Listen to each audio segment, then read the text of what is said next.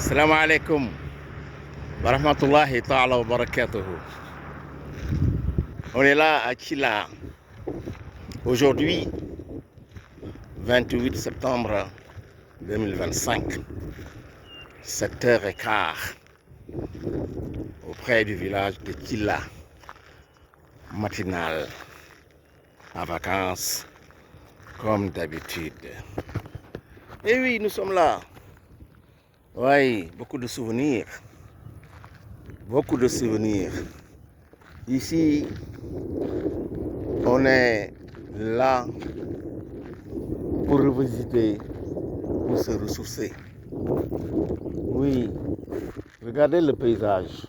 Là, c'est vers Gatibaba, à peu près moins d'1 kilomètre. Oui, et là, nous avons Kila. Kila, deux villages. Ils sont séparés par à peu près, même pas 1 kilomètre. Hein. Même pas 1 kilomètre. Ce qui les sépare, c'est cette route-là.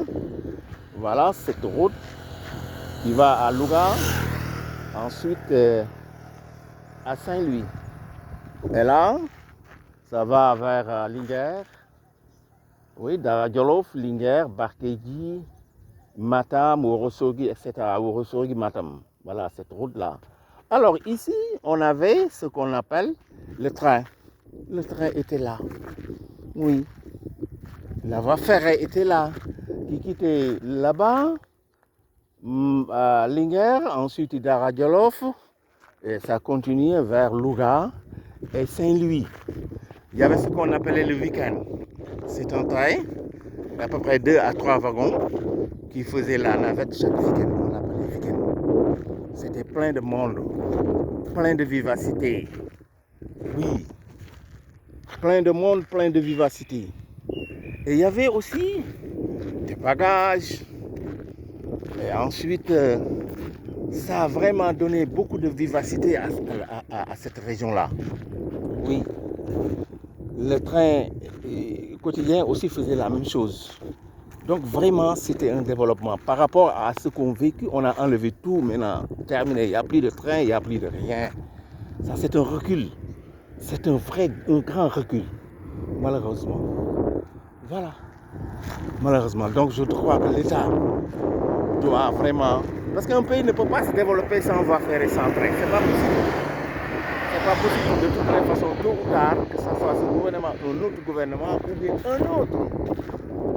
Des décennies qui vont venir. Je crois qu'on va réhabiliter cette voie ferrée. Ça a réhabilité de cette façon, peut-être par nos petits-fils. Oui. Oui, parce qu'il le faut, un pays ne peut pas se développer sans voie ferrée, sans train. Allez en Europe et vous voyez les trains à grande vitesse. Au Maroc même, beaucoup de trains. Voilà, Kila. Voilà, nous avons Gatibaba Paye. C'est les arbres qui nous cachent Gatibaba Paye. C'est là où j'ai grandi, entre 8 et 10 ans. Oui, 8 et 10 ans. On faisait la navette chaque jour.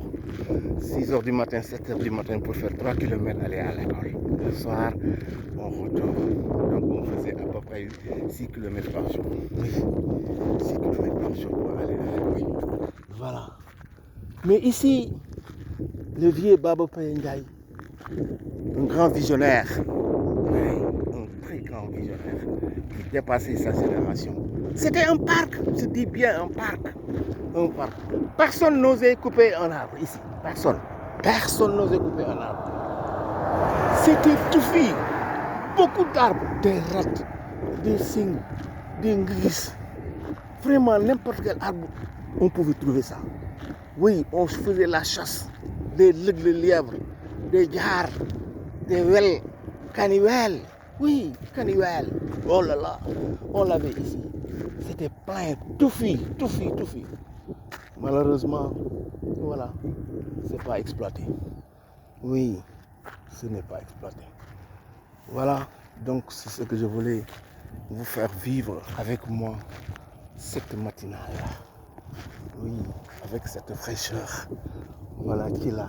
Ça se développe petit à petit. Les enfants construisent de belles maisons maintenant.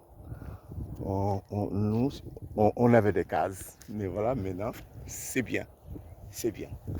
Oui, salam alaikum wa rahmatullahi ta'ala wa barakatuh.